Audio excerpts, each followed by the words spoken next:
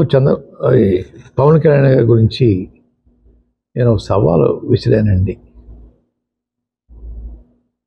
పిఠాపురంలో ఓడించి పంపుతాం, ఓడించి పంపకపోతే నా పేరు మార్చుకుంటాను పద్మనాభరెడ్డిగా అని చెప్పడం జరిగిందండి. ఓటమి చెందాను. అన్న మాట ప్రకారంగా నా పేరు పద్మనాభరెడ్డిగా మార్చమని చెప్పేసి గెజిట్ పబ్లికేషన్ కోసం పేపర్స్ అన్నీ రెడీ చేసుకున్నానండి. రేపు ఇంట్లో పూర్తిగా నింపి పేరు మార్పు కోసం దరఖాస్తు చేస్తానండి.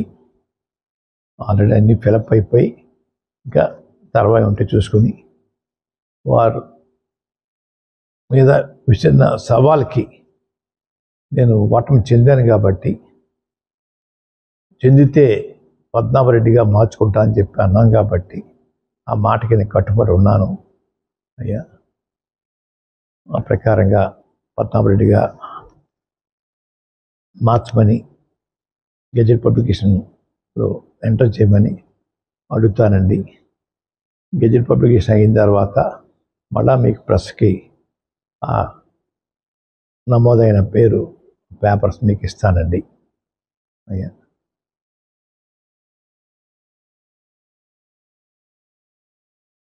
మాట మాటికి ప్రతి ఒక్కరూ ఉప్మా పద్మనాభం అంటున్నారండి.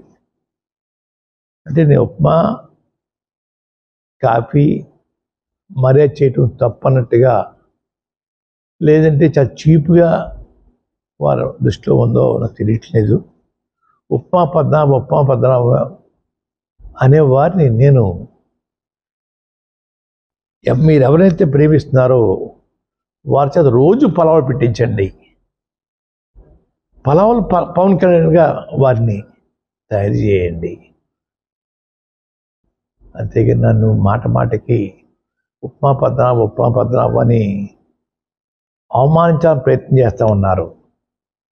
మా తండ్రిగా తాతగా దగ్గరించి కూడా ఇంటికి వచ్చిన వారికి మర్యాద చేయటం మాకు అలవాటు. ఆ అలవాటుని తప్పుగా మీరు బోతోతలు చూపిస్తూ ఉన్నారు.